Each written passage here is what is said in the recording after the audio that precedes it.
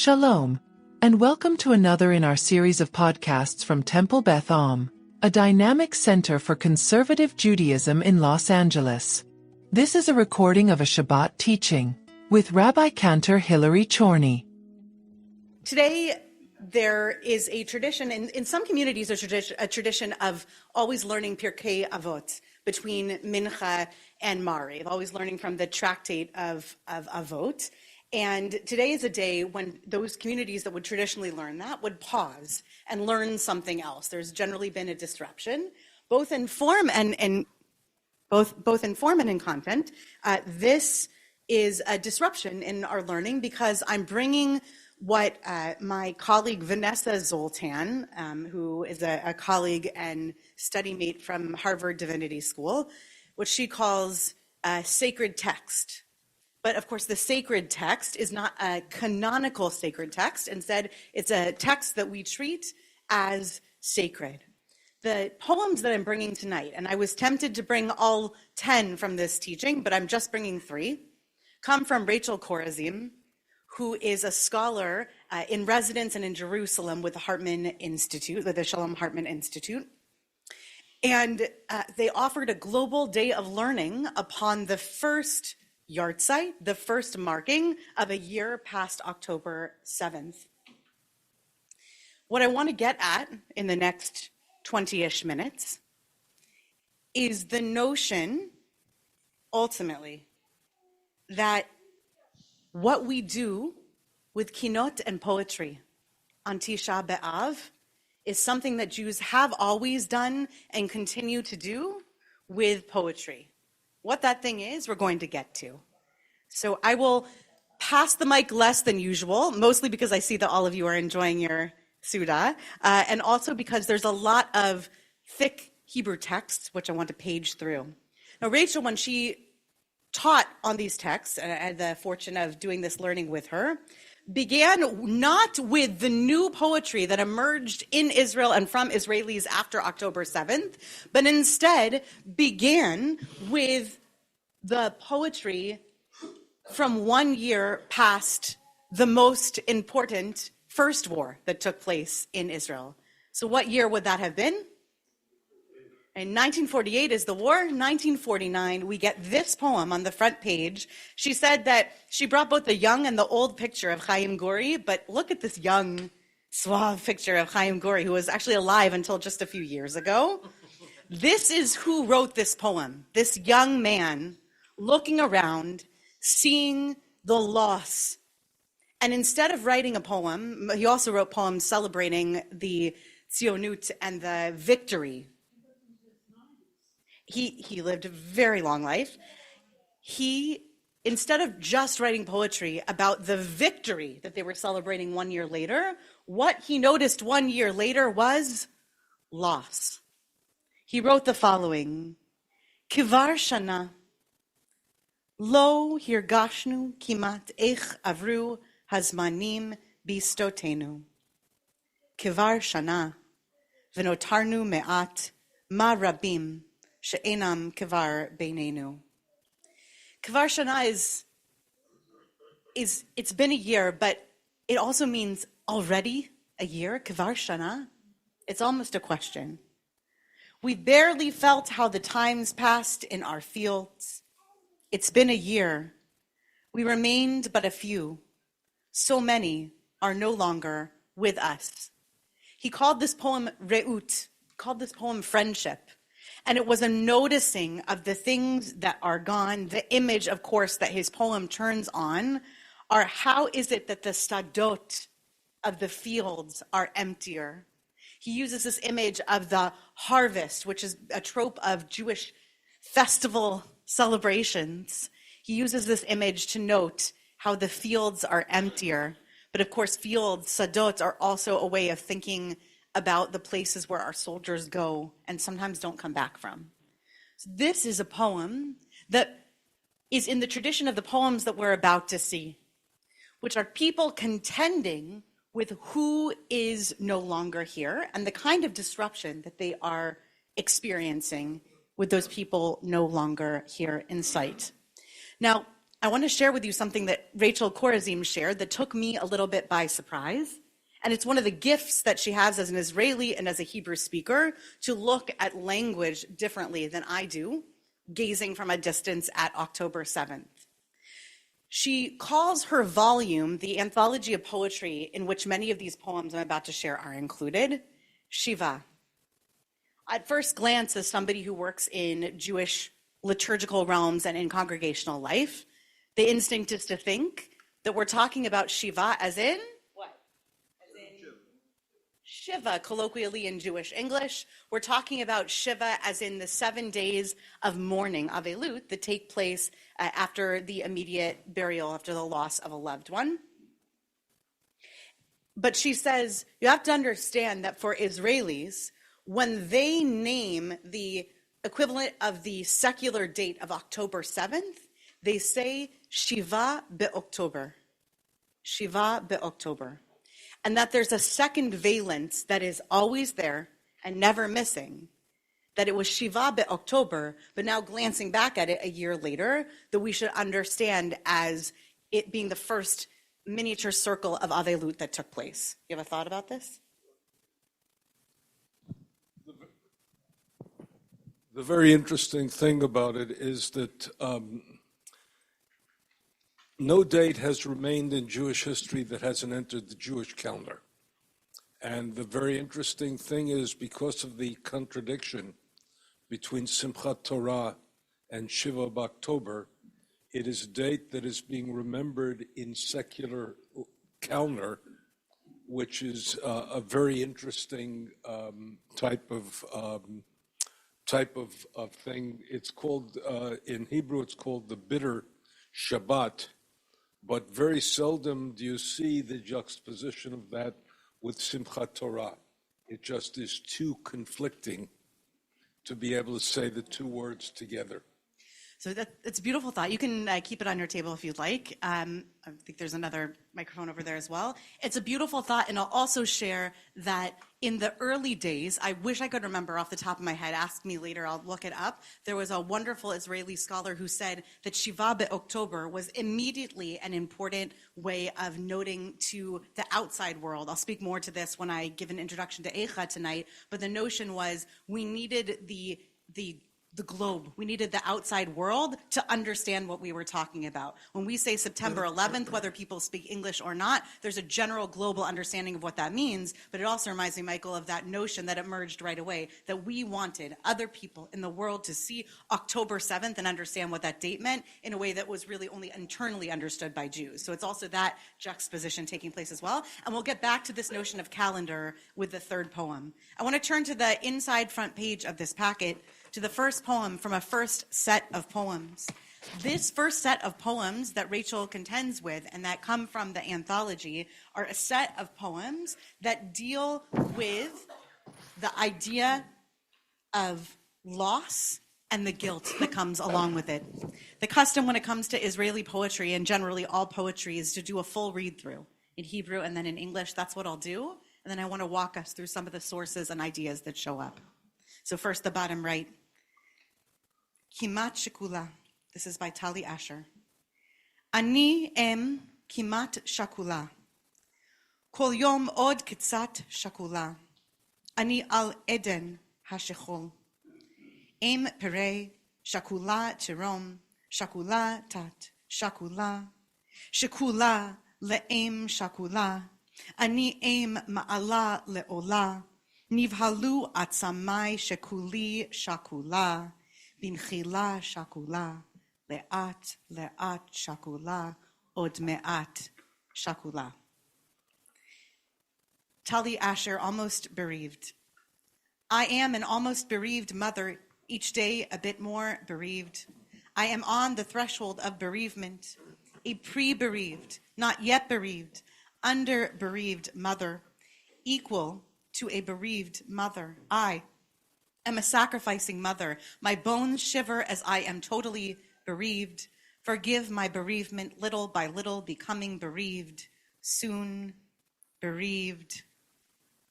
Take a look at that first line in the Hebrew, even if the Hebrew is somewhat unfamiliar to you. It's the first line it was really the second line, the first line with nikud, with the vowelization in it.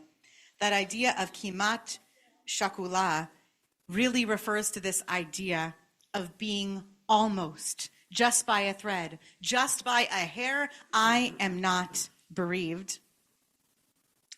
The idea, Rachel says with this poem, is this idea that one can live in terror of being bereaved, but in living in that terror, feel responsible to ask forgiveness and permission of the people who are actually living in bereavement. So many Israelis are in what we would call technical avelut, technical bereavement. They've actually lost. But the state of almost losing is pervasive, and it terrorizes the individual Israeli. She says this idea of kol yom od kitsat shakula, every day it's just a little bit like I might almost be bereaved. It's this notion of being scared of the knock at the door. People who, I don't know if anybody here has had close relatives in military service or in police force, and you've been in military service, so you may know this notion that when people have close relatives who are in active duty, and that could include police and fire, that there is always a great fear of that knock at the door. We're talking about a totality of that anxiety being pervasive across Israeli society. And the knock at the door, as we'll get to at the very end of this, is not just the literal knock at the door, but it's also the notice posted on the wall. It's the notice posted on Facebook. It's hearing those famous words on the radio that we'll get to in a few minutes, that this news is cleared for publication. And we're going to get to that idea, that picture, and that phrase at the very end of this. But it's that fear that there's almost, quote unquote, a knock at the door. And yet, even though they're in that state of fear, there's this idea that the mom who is scared that her son is not coming home, this is the figure of a mother in this poem, that she is responsible for asking forgiveness of the mothers who are actually bereaved, the ones who have actually lost their child or their children. Because, of course, they're not actually in avelut. They're just in that state of almost. And it speaks of this idea of a nightmarish suspension between life and death. And it's not just the idea of the grandeur of service, but really that fear of walking in that suspension of between life and death. One more thing to point out, if you look 5 lines from the bottom of the Hebrew, Nivhalu atzamai shakuli shakula, such a beautifully onomatopoetic, that was the word I was looking for, onomatopoetic phrase that just clicks on the tongue. Choneni Adonai ki umlal ani, the words of Psalm 6, Refa'eni Adonai ki nivhalu atzamai, heal me, God, because my bones shake with terror. Pointing to the fact that even in the book of Psalms, we acknowledge that there is a form of actual injury that one is undergoing, right? Rifa'eni, heal me, I am ill, I am sick.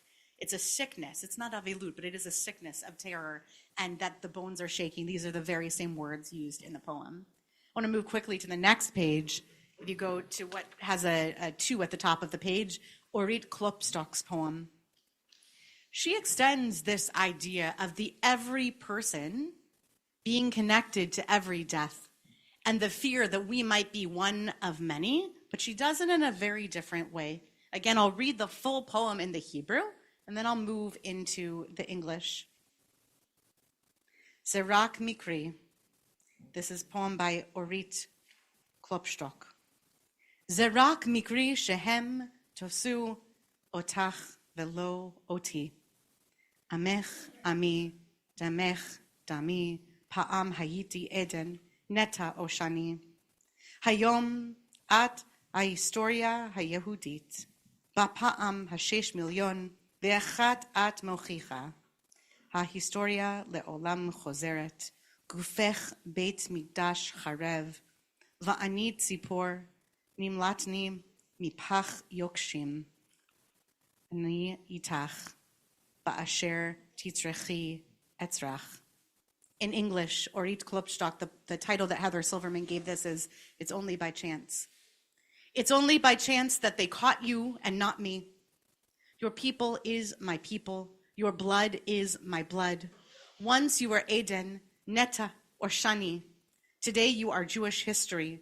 For the 6 millionth time plus one, you prove that history always repeats itself. Your body, a destroyed temple, and I, a bird, escaped from a trapper's snare. I am with you. Whenever you scream, I will scream.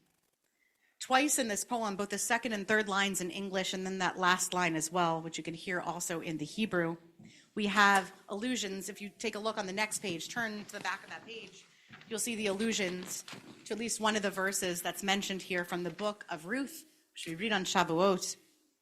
This idea that somebody chooses to be bound up with their people. These are the words, I am with you. What does it mean to be I am with you? I am with you despite not knowing what comes next. But it's really borrowing that language to say that the hurt and the anguish and the terror that belongs to other people, we willingly take upon ourselves because we cannot imagine them being alone in that hurt. When you scream, I too will scream.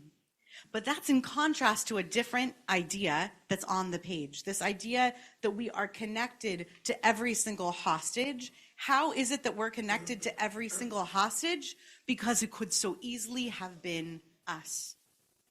We know from big moments of trauma, the past 25 years in this country and in the world have been full because of the globalization of the world, the connectivity, and also the perpetuation of the 24-hour news cycle. We know that sometimes we see horrific events on the news, big events on the news. We see the people who are victimized or who are at the mercy of the event, and we say, wow, that could so easily have been me. I could have been at that big festival where that took place. My father used to work in that tower before it fell. All those connections that we make, that could so easily have been me.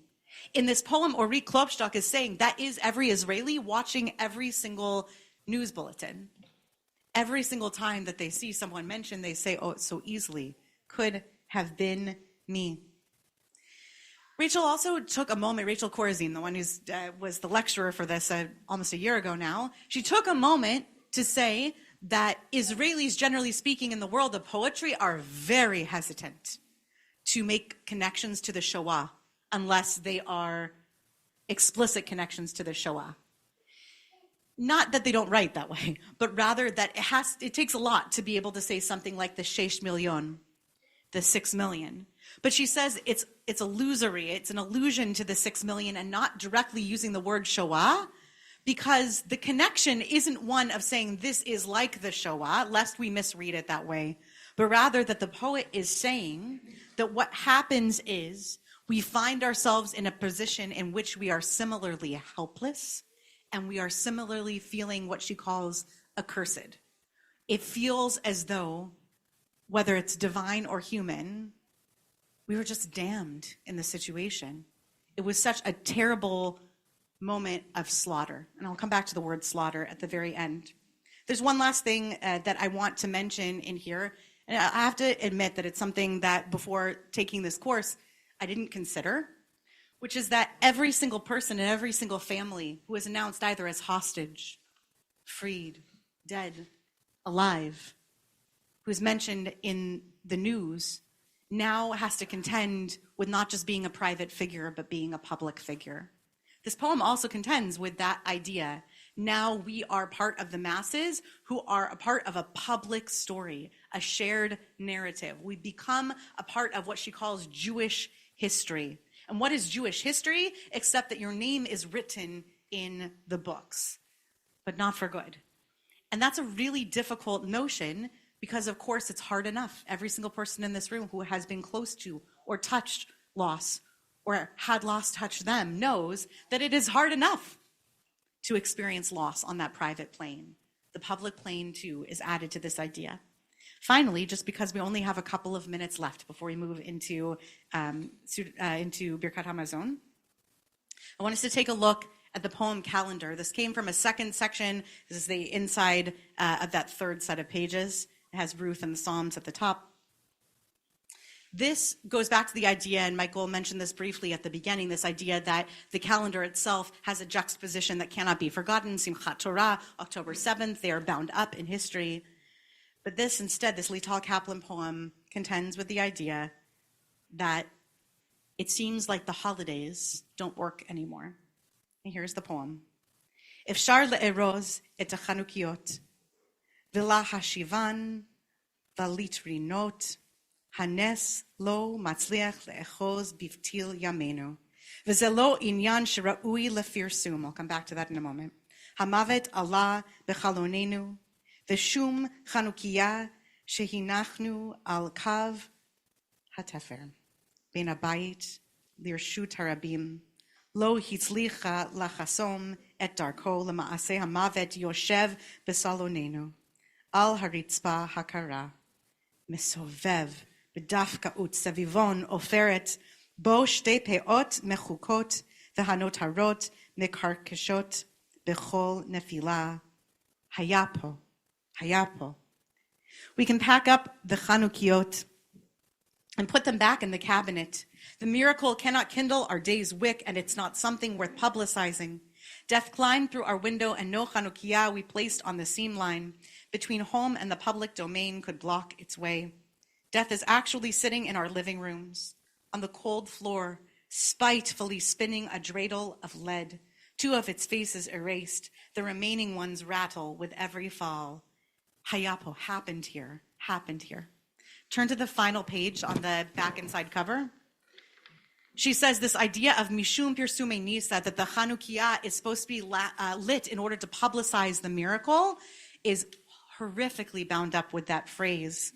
This idea of hutar lepirsum, this idea that we tried to publicize this miracle of Hanukkah, but that first Hanukkah, that first year, it's as if this notion is broken. Not only the Chanukiah cannot bring about a miracle, but also the dreidel cannot either. The dreidel, this tool of fun and silliness, and the reminder of the story that Nes Gadol Hayapo, this great miracle happened here, is only left as Hayapo.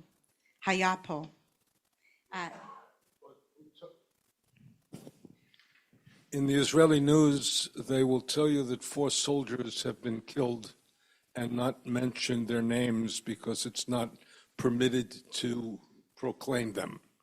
And then the first time that they say on the news that they can name the people who have been killed, they say hutar lepirsum. The IDF has now given permission to publicize the names. That means the immediate family has been reached. That means to knock on the door. That's right. So that's what this image is of, is a captured screenshot of what the news does when those names you are have to sit with, look, I have 2 grandnephews in the IDF.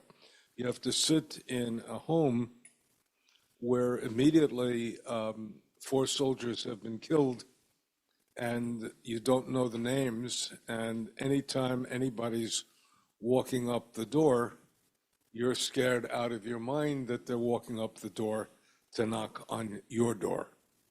So hutar lepirsum not only reflects Hanukkah, but it is a moment in which everybody takes a very, very deep breath and everybody shudders. So I know that there are so many other thoughts to be shared. I want to wrap up with a final thought of Siyum. Then we're going to say Birkat Hamazon and take our time going out to the field. If you want to go rinse out your mouths, or if you wanted to go use the restroom, get prepared, and then go out to the field and meet us out there to sit on the floor. And there will be plenty of time to chat about this. So if you have other ideas, please come and see me. I'd love to hear them. I want to name something that's kind of counter to everything else I've said so far, which is that I think that the kinot of Tisha B'Av are something that we are able to understand better through the lens of poetry like this one, which is to say that the meaning of all those kinot that bemoan and bewail all of the terrible, disrupted life are an acknowledgement of the vibrancy and joy and beauty of the life that was going on before the pogrom, before the crusade, before the destruction. We have to understand that these poems are only powerful because we know what a joyful Hanukkah looks like. We know what it looks like to light a Chanukiah on the outside of your mirpeset or out in front of your your doorstep in Israel and how heartbreaking it is to no longer feel like calling upon a miracle works. And so I'm asking us as we move into an evening and then tomorrow morning full of kinot, full of this poetry of grief that goes back so many hundreds of years, that we remind ourselves that there too, those poems are referring to a disruption in great vibrancy and in joy and liveliness, and to try to see through that sense of grief and bereavement, loss of those joyful things, that there was joy there. And that's the thing that's worth mourning.